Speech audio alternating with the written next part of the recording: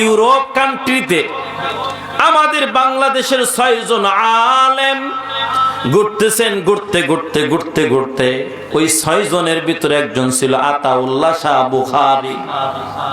দাঁড়ায় দাঁড়ায় 2 ঘন্টা 2.5 ঘন্টা 3 ঘন্টা বয়ান করে। হুজুর বলতেছিল যে আমরা ঘুরতেছি, ঘুরতে ঘুরতে ঘুরতে ঘুরতে হঠাৎ দেখি একটা 17-18 বছরের যুবতী। এই যুবতীর দেখা চমকে গেলাম, আমাদের কাছে আসতেছে। আমাদের কাছে আইসা ডাক দিয়া বলে, আপনারা কি মুসলমান? বলে হ্যাঁ মুসলমান। পোশাক দেখা কি মনে হয় না? বলে হ্যাঁ হয়। বলে আপনাদের ভেতর কি কেউ হাফেজে কোরআন আছে নাকি? বলে হ্যাঁ আমরা সবাই হাফেজে কোরআন। বলে আপনাদের কাছে কোন কোরআন শরীফের ভলিউম আছে নাকি? একজন ডাক দিয়ে বলে হ্যাঁ আমার ব্যাগের ভেতর একটা কোরআন শরীফ আছে, চেন দিয়ে আটকানো। ডাক দিয়ে বলে কোরআন শরীফটা আমার হাতে একটু দেন। হুজুর বলে আমরা এতক্ষণ পর্যন্ত মেয়েটার দিকে তাকাই নাই, যে পোশাক পরা, শুধু একটা জাঙ্গিয়া পরা আর একটা ট্যাপ গায়ে দিয়া পেছনের অংশ খোলা।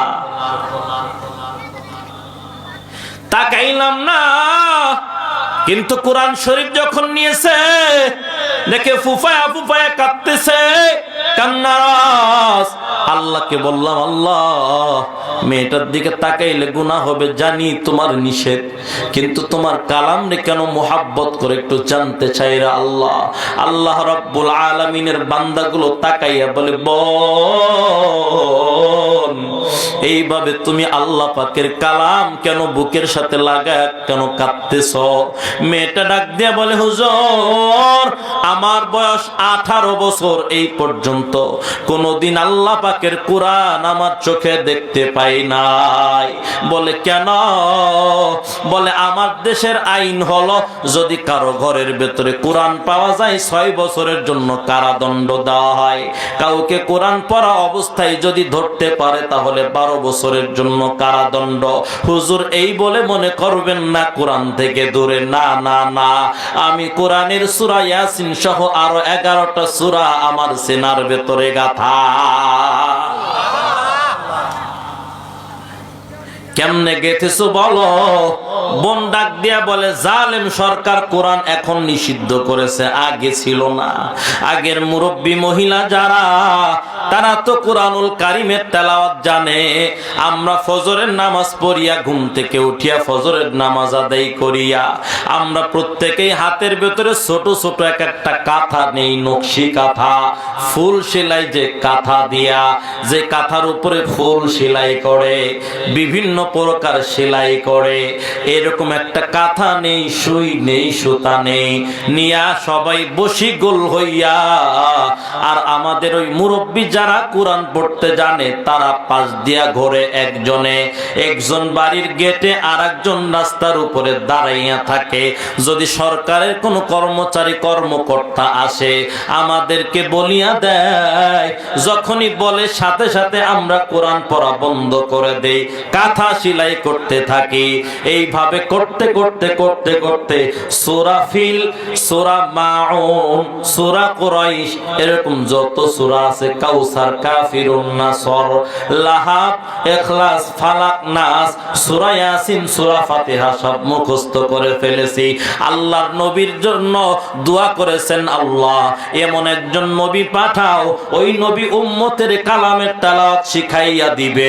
আল্লাহ যদি নবীর এই কর্মসূচি না দিত ইউরোপ কান্ট্রি থেকে আল্লাহর কোরআন মুছে যাইত, ঠিক কিনা? কিন্তু আল্লাহ বলেন ইন্না নাহনু নাযালনা যিকরা ওয়া ইন্না লাহু লাহাফিজুন। আল্লাহ তাআলা বলেন কোরআন আমি নাজিল করেছি, আমি কোরআনুল কারীম হেফাজত করব। এরে নবীর উম্মতের দল, আল্লাহ রাব্বুল আলামিনের কোরআন যদি মানুষের শিখানো হয় মানুষের দাম কি পরিমাণ বাড়বে। পয়গম্বর ডাক দিয়া বলেন শুনিয়া নাও মানুষের দাম কি পরিমাণ বাড়বে। আমি নবী জবানে বলিয়া দিলাম, বলিয়া দিলাম, আল্লাহ তাআলার কোরআন যে শিখবে আর যে শিখাবে এই দুনিয়ার ভেতরে তার চেয়ে দামি আর কেউ হবে না। তাকাইয়া দেখো মসজিদের ইমাম সাহেব কাফিয়া জামাতে পড়ে না বেমির জামাতে পড়ে, পার্শ্বে ডিসি সাহেবের বাড়ি, ডিসি সাহেব মসজিদ করেছে, ডিসি সাহেব দুপুর বেলা আসছে বাড়িতে, জোহরের নামাজে আসছে, ইমাম সাহেব মাদ্রাসায় ক্লাসে আছে, ইমাম সাহেব জোহরের নামাজের জন্য আগের থেকে ছুটি নিয়েছে, ক্লাস শেষ কইরা দ্রুত শীতের সময় ইমাম সাহেব আসরের নামাজটা ইচ্ছা পড়ায় খানা খায়, গোসল করে মাগরিবে। কিছুদিন পর ডিসি সাহেব ফজরের নামাজের 1 ঘন্টা আগে ইমাম সাহেব মসজিদে আসছে, মসজিদ ঝাড়ু দিয়া ফজরের আজান দিবে, ইমাম সাহেব দেখে মসজিদে কে যেন বসা কান্না করতেছে, ডাক দিয়া বলে কে? ডিসি সাহেব চাদর উঠাইয়া বলে হুজুর আমি আপনার ডিসি সাহেব চাচা। কান্না কেন করেন? বলে হুজুর আজান দেন তারপরে বলবো। আজান দেওয়ার পর হুজুরের হাতটা ধইরা ডাক দিয়ে কয় ও ইমাম সাহেব আগে আমার মাফ করে দেন তারপরে কেন কান্না করি বলবো। কি সমস্যা বলেন? ইমাম সাহেব বলল আমার মনে আপনার প্রতি কোনো দুঃখ নাই। বলে কেন কান্না করেন বলেন? ডিসি সাহেব ডাক দিয়ে কয় দেশের লক্ষ লক্ষ মানুষ আমারে সম্মান করে, একটা চাকর দেওয়ার জন্য 15 লক্ষ 20 লক্ষ টাকা নিয়ে আমার টেবিলে পর্যন্ত হাজির হয়ে যায়। মানুষ কত সম্মান করে। সরকার আমাকে চলার জন্য বডিগার্ড দিয়েছে, আলাদা গাড়ি দিয়েছে, আলাদা আমাকে বাসা দিয়েছে, কিন্তু এমন বিদ্যাই শিখলাম, এমন ক্ষমতাই পাইলাম, এমন পাওয়ারই পাইলাম, মানুষ কত সম্মান করে। সন্ধ্যার সময় শুনেছি মা দুনিয়ার জমিনে আর নাই, ওই মাকে দাফন কেমনে করব জানা নাই, মাকে নিয়ে জানাজায় কেমনে দাঁড়াবো জানা নাই। হুজুর মাফ করে দিবেন, আমার মায়ের জন্য দোয়া করবেন আর মাকে জানাজা পড়ায় কবরস্থ করবেন। এই নবীর উম্মতের দল আল্লাহ পাকের কুরআন যে শিখে দুনিয়াতেও তার সম্মানের অভাব নাই, সম্মানের অভাব নাই, পরকালেও আল্লাহ তাআলা সম্মানের কোনো অভাব দিবেন না। পয়গম্বর বলেন ইকালু লিসাহিবিল কুরআন, কুরআন ওয়ালাকে কিয়ামতের কঠিন ময়দানে বলা হবে কার পক্ষ থেকে? আরো জোরে বলেন কার পক্ষ থেকে? আল্লাহর পক্ষ থেকে বলা হবে ইকরা, আপনি পড়েন, ওয়ারতাকি, আরোহণ করতে থাকেন। সুবহানাল্লাহ বলেন। আপনারা মনে কষ্ট পাচ্ছেন? হ্যাঁ, ফেরেশতারা আসবে স্বাগত জানাবার জন্য। আল্লাহ বলবেন কোরআনওয়ালা পড়ো আর আরোহণ করতে থাকো। অরাত্তিলিল কুরআনা কামা কুনতা তুরাত্তিলু ফিদ দুনিয়া, যেইভাবে ধীর স্থির ভাবে একাগ্রতার সাথে দুনিয়ায় পড়তে আজকেও পড়ো, আর তুমি তোমার মানজিলে একাত্তলা উঠতে থাকো। যেখানে তেলাওয়াত শেষ হবে ফাইন্না মানজিলাকা ইনদা আখিরি আয়াতিন তাকরাউহা, তোমার তেলাওয়াত যেখানে শেষ হবে তোমার জান্নাতের লিফট ও চলা সেই পর্যন্ত শেষ হয়ে যাবে। সুবহানাল্লাহ পড়ে। কুরআনওয়ালা যদি 6666 আয়াত পড়তে পারে আল্লাহ 6666 তালা জান্নাত দান করবেন। সুবহানাল্লাহ পড়ে। এর নবীর উম্মতের দল আল্লাহ রাব্বুল আলামিনের হাবিব বলেন কোরআনওয়ালার কত দাম হবে জানো নাকি? কোরআনওয়ালা সব আয়াতগুলো তেলাওয়াত করে করে বইসা থাকবে, কোরআনওয়ালা জান্নাতে যাবে না। আল্লাহ তাআলা ডাক দিয়া বলবেন ফেরেশতার দল তাড়াতাড়ি যাও আমার কোরআনওয়ালাকে জান্নাতের দিকে আগাইয়া দাও। কোরআনওয়ালা ডাক দিয়া বলবেন ফেরেশতারা আমার আল্লাহর সাথে কথা বলো, আমি আল্লাহর জান্নাতে যেতে চাই না। বলে কেন? বলে আমি আয়েশা সিদ্দিকা মহিলা মাদ্রাসায় পড়তাম, আমি পুরুষ মাদ্রাসায় পড়তাম। আমার মা সকালবেলা ফজরের নামাজ আদায় করিয়া ডিম সিদ্ধ করিয়া হুজুরকে বইলাম আমারে ডিম সিদ্ধ করে দিয়া যাইতো। আব্বা ভ্যান চালাইতো, কৃষি কাজ করত, ঘাম শরীর নিয়ে মাগরিবের 10 মিনিট আগে আসছে। আব্বাকে মা বলছে একটু দুধ গরম করছি, মার বাচ্চাটারে মাদ্রাসায় দিয়ে আসো। আব্বা বলছে মাগরিবের নামাজ পড়ে যাব, কিন্তু আমার মা বলছে হিফজখানার নিয়ম হলো মাগরিবের থেকে এশা পর্যন্ত বরকতের সময় কথা বলা যাবে না, এ সময় যাওয়া যাবে না। আব্বা ওই ঘাম শরীর নিয়ে কষ্ট করিয়া ক্লান্তি মনে রাখে নাই, আমারে দুধ গরম করে দিয়া গেছে। যে আব্বা এত আদর করে দুধ গরম করে দিয়া যাইত, যে মা ডিম সিদ্ধ করে দিয়া যাইত, ওই মা আর বাবাকে জাহান্নামে রাইখা আমি বান্দা বান্দি জান্নাতে যেতে পারবো না। আল্লাহ বলবেন ফিরিস্তার দল তাড়াতাড়ি যাও, তাড়াতাড়ি যাও, তাড়াতাড়ি যাও। জাহান্নামের মালিক ফিরিস্তাকে বইলা দাও এই হাফেজ সাহেবের মা বাবারে যেন চিরদিনের জন্য জাহান্নাম থেকে নামটা কাইটা দাও। হাফেজ সাহেবের মা বাবা নাজাত পেয়ে যাবে। দাদা দাদি ধরবে তোরা কেমনে গেলি, নানা নানি বলবে কেমনে মুক্তি পাইছো। ডাক দিয়া বলবে আমার আব্দুল করিম আব্দুর রহিম আজকে সুপারিশ করেছে, আল্লাহ কবুল করেছে, আমাদের জন্য সুপারিশ করতে বল। এরকম করতে করতে অনেক মানুষের জান্নাত নিয়ে যাবে। আল্লাহ বলবেন হাফেজ সাহেব আর সময় দেওয়া যাবে না, জাহান্নামের মধ্যে নাইমা দেখো মুহাব্বতের কে কে আছে। আল্লাহ তাআলার বান্দা জাহান্নামের মধ্যে নাইমার বলবে রে মালিক, জাহান্নামের মধ্যে আইসা তো বড় বিপদেই পড়ে গেলাম কেন?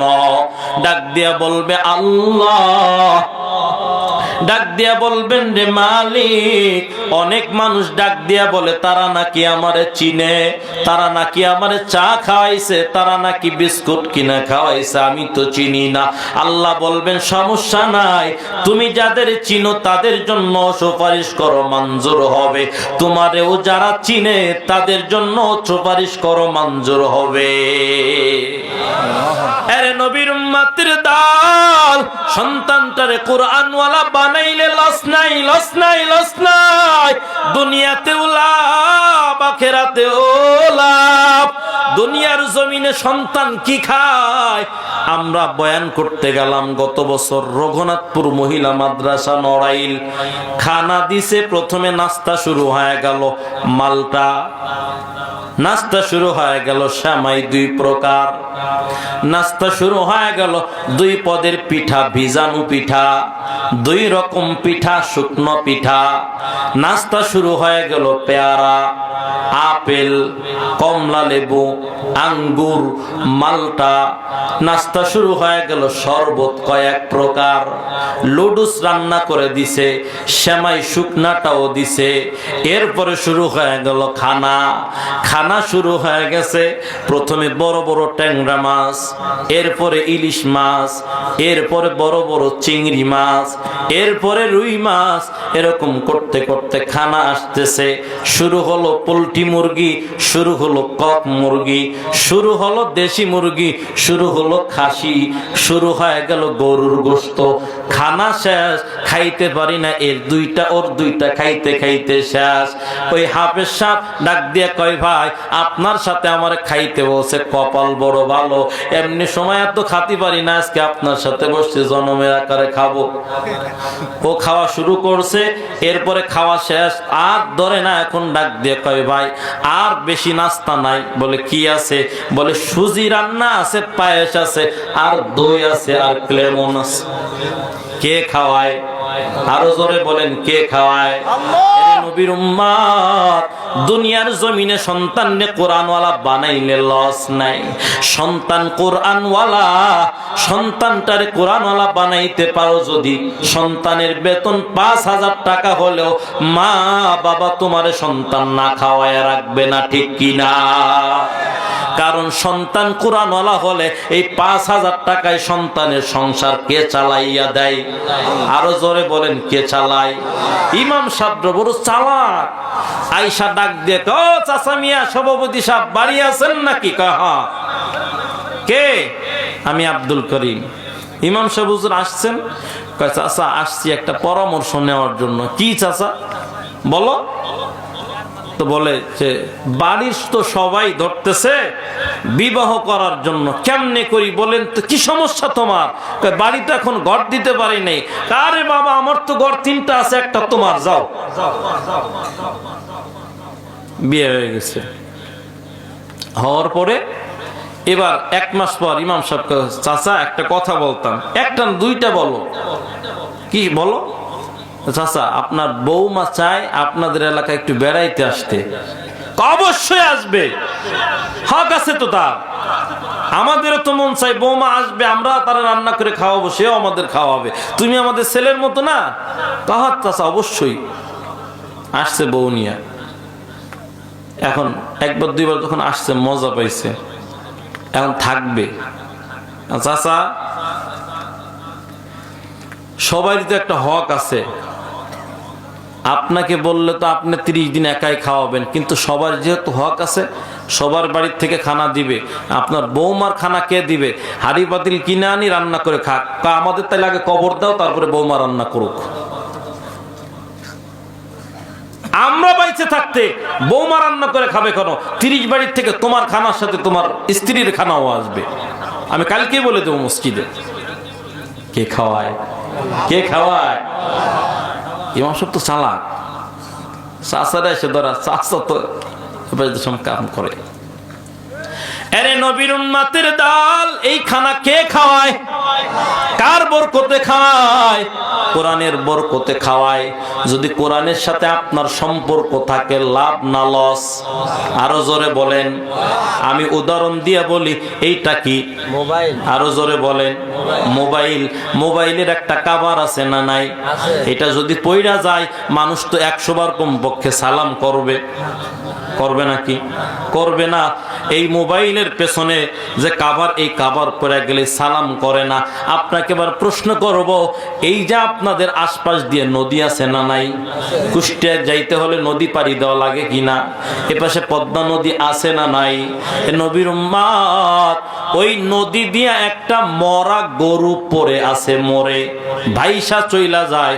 আমি আপনাদের প্রশ্ন করব, এই মরা গরুর পেছনে গিয়া এই চামড়ার উপরে গায়ের ভেতরে একটা চুমা দিবেন? আছেন নাকি কেউ? আছেন? 500 টাকা দিলে দেবেন? দেবেন না। কিন্তু এই চামড়া যদি কোনো মুচি ছুলে নিয়ে যায়, খুলে নিয়ে যায়, আর এটাকে যদি রিফাইন করা হয়, এইটাকে যদি পবিত্র করা হয়, আর এইটা যদি কোরআনুল কারিমের কাভার লাগানো হয়, ওইটাই চুমা দিতে আর কোনো সমস্যা আছে নাকি? যে এটা 500 টাকা দিলেও চুমা দিতে চান না, কিন্তু আল্লাহর কোরআনের সাথে লাগার কারণে এমনি চুমা দিতে চান।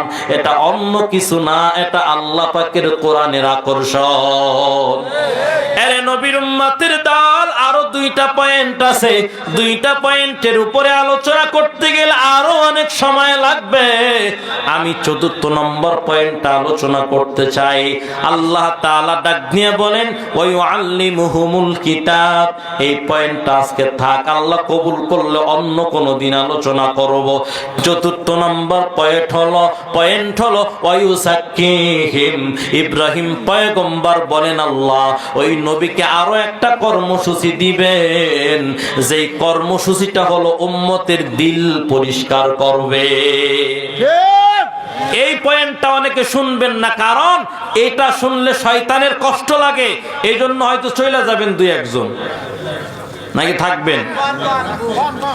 আরে নবীর উম্মতের দল,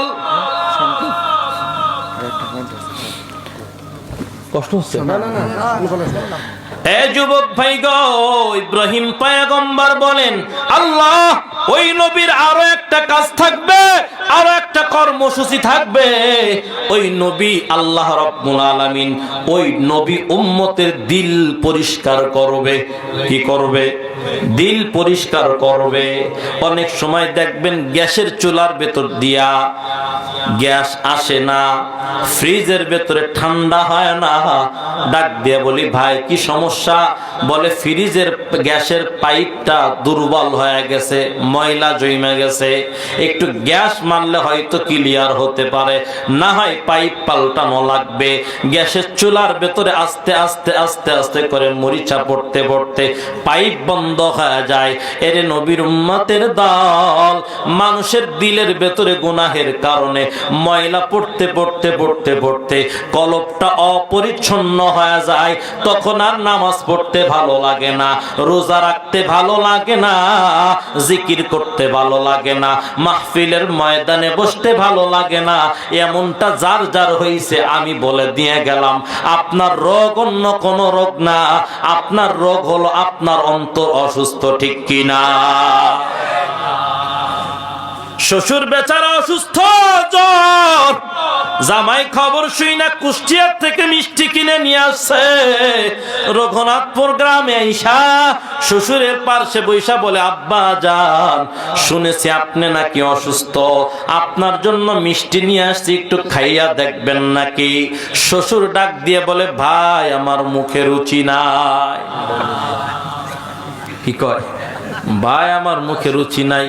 বউ কয় কি ব্যাপার? জামাইরে যেহেতু বলছে ভাই, সম্মান তো সব প্লাস্টিক হয়ে গেছে, আগের মতো নাই, তাড়াতাড়ি আমি যাই। আসছে, আইসা একটা ধাক্কা দিয়ে, কি কও? এটা তো তোমার মেয়ের স্বামী জামাই বাবা, ভাই কও কেন? কয় মা আমার হুঁশ নাই। মা আমার কি নাই? হুঁশ নাই। তার মানে উল্টা পাল্টা হয়ে গেছে। এই জন্য জামাইরে বানাইছে ভাই, বউরে বানাইছে মা, ঠিক কিনা বলেন? এই জমিনেও যাদের অন্তর অপরিচ্ছন্ন, যাদের অন্তর দুর্বল অসুস্থ, এই মানুষগুলা ওলামায়ে কেরামদেরকে জঙ্গি বলে আখ্যা দেয়, ঠিক কিনা বলেন? এরা বলে কোরআনের মাহফিল দরকার নাই, এরা বলে মাদ্রাসা ব্যাংকের ছাতার মতো। কারা বলে যাদের কলব অসুস্থ তারা আল্লামা মামুনুল হককে ধর্ষক বানায়, ঠিক কিনা বলেন? দেলোয়ার হোসেন সাঈদীকে ধর্ষক বানায়, চরমনায়ের পীরকে তারা বিতর্কিত করতে চায়, ঠিক কিনা বলেন? আমরা বলবো চরমনায়ের পীরের সমস্যা না, অন্য কোন আলেমের সমস্যা না, তোমার দিলের সমস্যা, অন্তরের সমস্যা। এই সমস্যা ঠিক করো, এই অসুস্থতা নিয়ে মরলে জাহান্নাম ছাড়া আর কোনো গতি নাই, ঠিক কিনা? জাহান্নাম ছাড়া আর কোনো গতি হবে না তোমার। এ যুবক ভাই গো, আপনারা দেখতাম মাঠে কাজ করতে, করেন না কেন? বলে হুজুর অসুস্থ এই জন্য করি না। যুবক ভাই গো, ভ্যান চালাইতেন, চালান না কেন? অসুস্থ এই জন্য করি না। দোকানদারি বন্ধ কেন? ডাক দিয়ে বলে হুজুর অসুস্থ এই জন্য বসি না। এর নবীর উম্মতের দল, মানুষের একটা হলো দেহ আর একটা হলো রূহ। দেহ অসুস্থ হইলে ভ্যান চালক ভ্যান চালাইতে পারে না। বান্দা, দেহ অসুস্থ হইলে দোকানদারি করতে পারে না, দেহ অসুস্থ হইলে দোকানদারি করতে পারে না, মাঠের কাজ করতে পারে না, ঘাটের কাজ করতে পারে না, সংসারের কাজও করতে পারে না।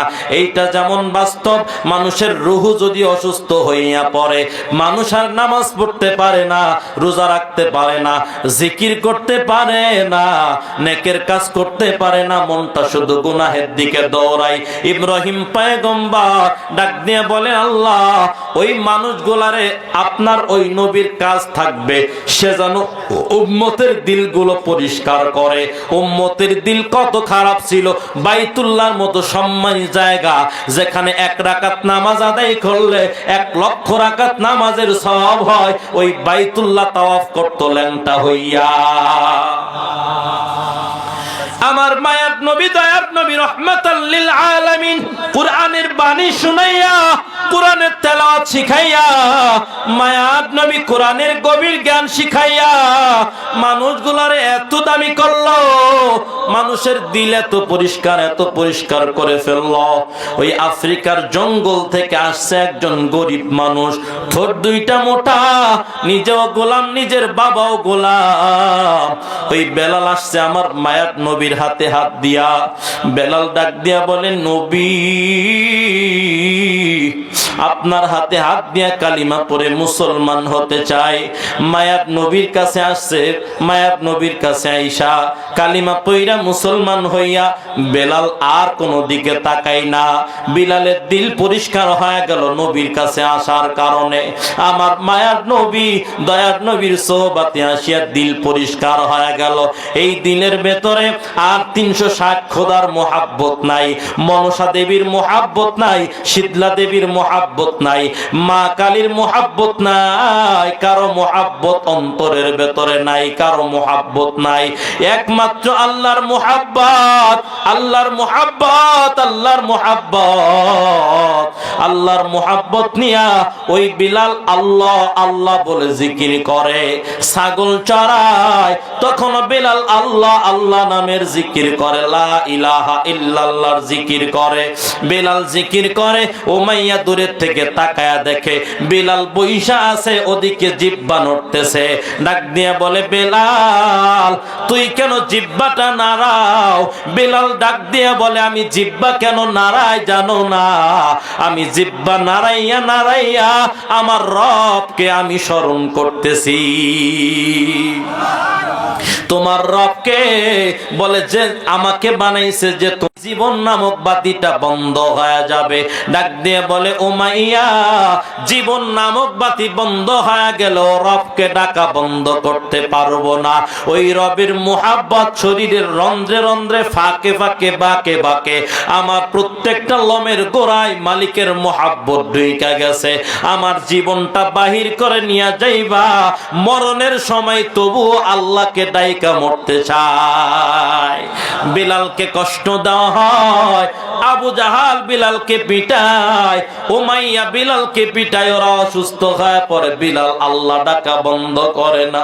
ওরে নবীর উম্মতের দল, আল্লাহকে ডাকতে ডাকতে ডাকতে ডাকতে এতটাই পেয়ারা হয়ে গেছে বিলাল। আল্লাহকে ডাকতে ডাকতে এতটাই পেয়ারা, এতটাই পেয়ারা হয়ে গেছেন আল্লাহ পাকের। ওই বিলাল ডাকতে ডাকতে ডাকতে ডাকতে এখন আল্লাহরে ডাকলে আল্লাহ ডাক শুনে। বিলালকে আল্লাহ তাআলা মসজিদে নববীর স্থায়ী মুয়াজ্জিন বানায়া দিয়েছেন। বিলালকে পিটায়, বিলালকে পিটায়, বিকাল বেলা গলায় গামছা লাগাইয়া মরুভূমির ভেতরে টানা হেসরা করার জন্য পাঠাইয়া দেয়। বেলাল আল্লাহকে ডাকা বন্ধ করে না, আল্লাহকে ডাকতেই থাকে ডাকতেই থাকে। বেঈমানেরা উত্তপ্ত বালুর ভেতরে শুয়াইয়া বেলালের ডান হাতের ভেতরে পাথর, বেলালের বাম হাতের ভেতরে পাথর, বেলালের পায়ের ভেতরে পাথর, বড় পাথর দিয়ে বেলালের বুকে চাপা দেওয়া। বেলাল যেন মরিয়া যায়, না হয় ডাকা বন্ধ করে দেয়। আল্লাহ বলে যখন ডাকে দিলের ভেতরে ধাক্কা লাগে। বেলাল আল্লাহ বলে ডাকতে পারে না, বেলাল শুধু আহাদ আহাদ বলে আল্লাহকে ডাকে। বেলালের জিহ্বার ভেতরে কাঁটা ঢুকানো হয়, বেলালের পরে আল্লাহকে ডাকা বন্ধ করে না। আল্লাহকে ডাকা বেলাল বন্ধ করে না, আল্লাহকে ডাকতেই থাকে ডাকতেই থাকে ডাকতেই থাকে। আমার আল্লাহ বেলালের জবানকে কবুল করে নিয়েছেন, মসজিদে নববীর মুয়াজ্জিন বানায়া দিয়েছেন। একদিন নবীর কাছে সাহাবায়ে কেরাম ডাক দিয়া কয়, পয়গম্বর বেলালের চেয়ে ভালো কারি মুয়াজ্জিন পাওয়া গেছে, কণ্ঠস্বর অনেক উঁচু, অনেক সুন্দর চেহারা, বচন ভঙ্গিও ভালো। নবী তাকে মুয়াজ্জিন বানায় দেওয়া হোক, বেলালকে আপনি নিষেধ করে দেন। মায়ার নবী ডাক দিয়া কয়, বেলাল ফজর থেকে আর তুমি আজান দিও না। বেলাল নবীর সামনে কিছু কয় না, মসজিদে নববীর পার্শ্বে গিয়া আরশের মালিকের দিকে হাত দুইটা তুইলা বেলাল ডাক দিয়া বলে, আল্লাহ এই জবান দিয়ে তোমার ডাকার কারণে কত কষ্ট আমি করেছি। আমার হাতের ভেতরে পাথর, পায়ে পাথর চাপা দেওয়া হয়। ও দয়ার মালিক, ওই জবান দিয়ে নামাজের জন্য মানুষের ডাকি, আজকে মানুষের ডাকাও বন্ধ হয়ে গেল। আল্লাহর কাছে কান্নাটা পছন্দ হয়ে গেছে, আল্লাহর ডাকও শুনে ফেলেছে। ফজরে নতুন মুয়াজ্জিন দিয়ে আজান দেওয়া হয়, নবী মসজিদে বসা, মিম্বরে কিন্তু পরিষ্কার হয় না, নামাজও আদায় হয় না।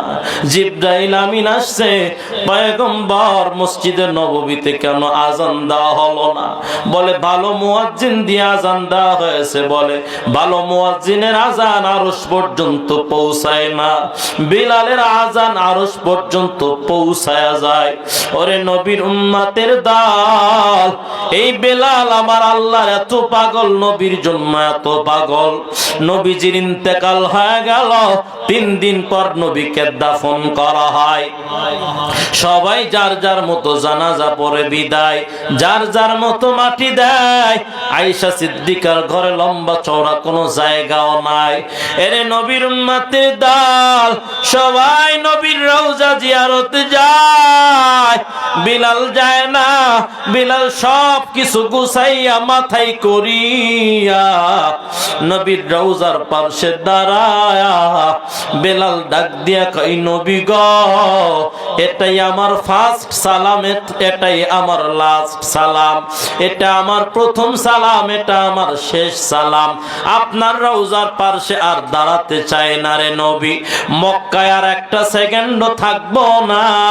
কেন নবী জানেন, মক্কার ভেতরে যদি থাকি, মক্কার ভেতরে মদিনার ভেতরে যদি থাকি, মদিনায় হাঁটা পড়বে, কিন্তু নবী আমি তো মদিনায় হাঁটতাম, আপনি আপনার পেছনে হাঁটতেন, আমি আপনার জন্য রাস্তা পরিষ্কার করে দিতাম, আর আপনি আমার পেছনে হাঁটবেন না। আমি নবী একা একা হাঁটতে চাই না, আমি বেলাল একা হাঁটতে চাই না। নবী সবাই আমারে আজান দিতে বলবে, আমি আজান দিব না, কারণ যেখানে আপনি ইমামতি করবেন না সেখানে কেমনে আমি আজান দেব, কি জন্য দিব? এর নবীর উম্মতের দল মায়াত নবীর রওজার থেকে বিদায় নিয়ে যায়। 6 মাস পর নবী স্বপ্নে ডাক দিয়া কই, বেলাল কেন তুমি মদিনায় আসো না? একটু আজান দাও বেলাল, মদিনার ভেতরে আইসা একটু সালাম দাও।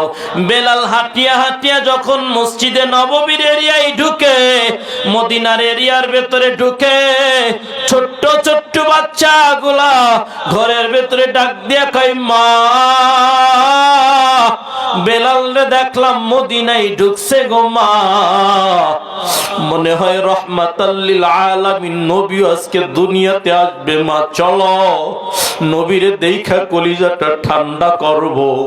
এরে নবীর উম্মত সবাই মদিনার মসজিদের দিকে রওনা। সবাই বলে, ভাই বেলাল আসরের আজান দাও। বেলাল আজান দিতে চায় না। আব্দুর রহমান বিন আউফ, আবু বকর, ওমর সব সাহাবায়ে কেরাম বলে বেলাল আজান দেয় না। বেলাল তাকায় দেখে 2টা ছোট বাচ্চা এসে হাত ধরছে, বলে চাচা বেলাল একটু আজান দেন, আমার নানার কথা স্মরণ করে একটু কান্না করবো, আজান দেন। বেলাল পেছনে ঘুরিয়া দেখে আমার মায়ার নবীর চেহারার ছাপ হাসান আর হুসাইনের চেহারার ভিতরে দেখা যায়। বেলাল আর নিজেকে কন্ট্রোল করতে পারে না, কই মন যদি হাসান হুসাইন বেজার করে দে, আজাদ না দে, নবী বেজার হয়ে যাবে। কিয়ামতে কেমনে নবীর সামনে গিয়া দাঁড়াবো? আজান শুরু করে দেয়। বেলাল আশহাদু আন্না মুহাম্মাদার রাসূলুল্লাহ পর্যন্ত পৌঁছালে আজান বন্ধ। বেলাল বেহুশা পড়িয়া যায়। সবাই হুশ ফিরে আনার পর ডাক দিয়ে বলে, বেলাল কেন বেহুশ হয়ে গেছো? বলে, আমার নবীর বিয়োগ ব্যথায়। আরে নবীর উম্মতের দল, ওই বেলালের জন্য আবার নবী রওজাতে শুয়ে শুয়ে কাঁদে না। আমার নবী তোর জন্য কাঁদে। তুই যখন আর্জেন্টিনা ব্রাজিলের পাগল হইয়া যখন লাফা ওদের গেঞ্জি গায়ে দিয়া ঘুরো, ফেরেশতারা নবীর ডাক দিয়া কই, নবী আপনার অমুক উম্মতের সন্তান অমুক নাম। ব্রাজিল আর্জেন্টিনার পাগল হয় গেঞ্জি গায়ে দেয়, কিন্তু সুন্নতি পোশাক পরে নামাজ আদায় করে না। আপনার কলিজার ভেতরে আঘাত দেয়, দাড়ি কাটিয়া নবী রওজা থেকে কাঁদে আর বলে, আমার উম্মতের জানা দিবি। ও দাড়িতে খুল লাগায় না, কলিজার ভেতরে খুল লাগাইয়া দেয়। এরে নবীর উম্মত, যুবক ভাই, বৃদ্ধ বাবা, পর্দার আড়ালের মা বোনেরা, এ দুনিয়ার জমিনে কয়দিন বাঁচবা? এই রাস্তা দিয়ে কত যুবক চলতে চলতে আজকে লাঠি ছাড়া চলতে পারে না।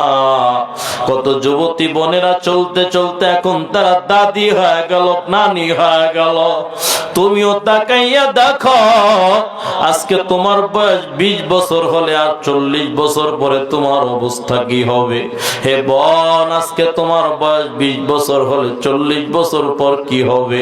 একটু চিন্তা করে দেখো। মুসাফির মানুষ দোয়া করে যাব, আজকের থেকে আর নামাজ কাজা করবা না, আজকের থেকে রোজা আর কোনদিন কাজা করবা না। রমজান পাইলে দাড়ি রাখবা, নবীর সুন্নাত তরিকায় চলবা। আর্জেন্টিনা ব্রাজিল আজীবনের জন্য তালাক দিবা, ওদেরকে বাদ দিবা, নবীর তরিকায় চলবা। কারা কারা রাজি আছো হাত তুলে আল্লাহর দেখা দাও। আয় আল্লাহ সকলের হাতগুলো কবুল করে নেন, কামাই রুজিতে বরকত দান করে দেন, সংসারে অশান্তি দূর করে দেন।